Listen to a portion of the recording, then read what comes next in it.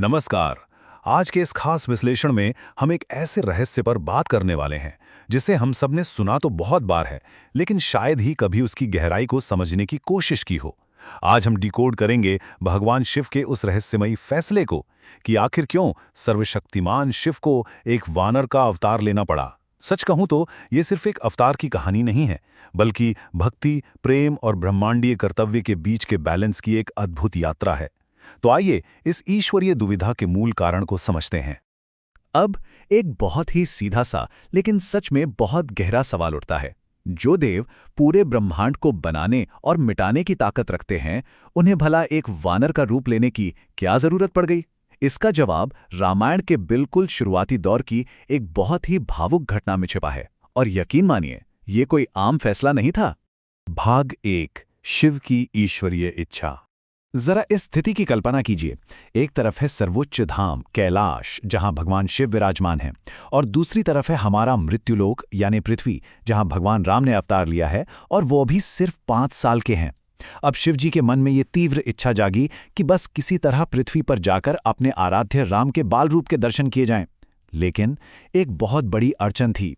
शिवजी अपने असली ब्रह्मांडीय रूप में पृथ्वी पर जा ही नहीं सकते थे, क्योंकि पृथ्वी उनकी उस असीम ऊर्जा को झेल ही नहीं पाती। पर उनका मन तो पूरी तरह से दर्शन के लिए तरस रहा था। भाग 2, माता पार्वती की दुविधा। खैर, जब भगवान शिव ने माता पार्वती को ये बताया कि वो हमेशा के लिए वहां जाना चाहते हैं जहां उनके राम हैं, तो स्थिति अचानक से बदल गई। माता पार्वती बेहद विचलित हो गईं। उन्होंने बहुत ही दुखी मन से एक बात कही, आपके बिना मैं यहां जीवित नहीं रहूंगी। ये सुनकर शिवजी को एहसास हुआ कि यह सिर्फ कोई नाराजगी नहीं है, बल्कि पार्वती जी सच में उनके बिना अपने प्राण त्याग देंगी। ये उनका अथाह प्रेम था। अब हम सब सोच सकते हैं कि भगवान शिव कैसे धर्म संकट में फंस गए होंगे। एकदम मोह का चक्रव्यूह, एक ऐसा अपरिहार्य जाल जहां एक तरफ माता पार्वती का वो गहरा प्रेम है जो उनके बिना जी नहीं सकती, और दूसरी तरफ है भगवान राम के प्रति उनकी अपनी अटूट भक्ति। वैवागी शिव, जो हर मोह माया से परे हैं, वो फंस गए थे। दोनों में से किसी एक को भी चुनना मतलब नामुमकिन सा था। यह हमें दिखाता है कि कभी-कभी सर्वोच्च शक्तियों को भी अपने कर्तव्य और असीम प्रेम के बीच कितना नाजुक बैलेंस बनाना पड़ता है। भाग 3, 11वें रुद्र का जन्म। 11, जी हाँ, सिर्फ एक नंबर नहीं, बल्कि इस पूरी पहेली को सुलझाने की चाबी है। इस धर्म संकट से निकलने के लिए शिव जी ने माता पार्वती के साथ अपने 11 रुद्रों का एक बहुत ही गहरा रहस्य साझा किया, ताकि उन्हें शांत किया जा सके और ये तसल्ली मिल सके कि शिव जी उन्हें छोड़कर कहीं नहीं जा रहे हैं। शिव जी ने समझाया कि इन्हीं 11 रुद्रों में से एक रूप आज जन्म लेने वाला है। और सबसे खास बात, ये 11वां रुद्र कोई और नहीं, बल्कि एक शक्तिशाली वानर का रूप होगा। जी हाँ, बिल्कुल, यही वो वानर रूप है जिसे आज पूरी दुनिया भगवान हनुमान के नाम से पूजती है। अपना ही अंश एक वानर को देकर शिवजी ने एक ऐसा कमाल का रास्ता निकाला जिससे उनकी राम भक्ति भी पूरी हो गई और पार्वती जी का प्रेम भी सुरक्षित रहा। भाग 4, रावण वध और श्रीराम सेवा। अगर हम इस पूरी टाइमलाइन पर नजर डालें तो शिव जी का मास्टर प्लान समझ आता है। बचपन के दौर में राम जी का अवतार तो शुरू हो ही चुका था, लेकिन शिव जी को पता था कि आगे चलकर जब रावण से युद्ध का समय आएगा, तब भगवान राम को एक बेहद शक्तिशाली दिव्य साथी की जरूरत पड़ेगी। बात सिर्फ वहीं खत्म नहीं होती। शिव जी कलयुग तक का भविष्य देख रहे थे, जब धरती पर कोई नया अवतार नहीं होगा। इसी पूरी लंबी प्लानिंग को ध्यान में रखकर ही 11वें रुद्र के अवतार की रूपरेखा रची गई थी।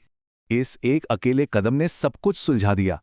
एक तरफ भगवान शिव अपने असली रूप में कैलाश पर माता पार्वती के साथ भी रहे, वहीं दूसरी तरफ हनुमान जी के रूप में उन्होंने भगवान विष्णु के हमेशा हमेशा के दास होने का वरदान भी पा लिया, और आगे चलकर रावण को हराने में श्री राम की अद्वितीय मदद भी की।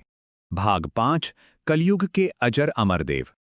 अब देखिए, हनुमान जी का ये अवतार सिर्फ त्रेता युग के लिए नहीं था। शिव जी अच्छे से जानते थे कि कलयुग के समय में इंसानियत को एक ऐसे रक्षक की जरूरत पड़ेगी जो हमेशा उनके साथ रहे, क्योंकि तब राम जी या शिव जी प्रत्यक्ष रूप से अवतार में नहीं होंगे। इसीलिए इस रूप को अजर अमर रखा गया, यानी जो ना कभी बूढ़ा हो और ना जिसकी कभी मृत्यु हो। मकसद एकदम साफ था, कलयुग के अंधेरे में लोगों के दुख दर्द दूर करने के लिए हमेशा मौजूद रहना।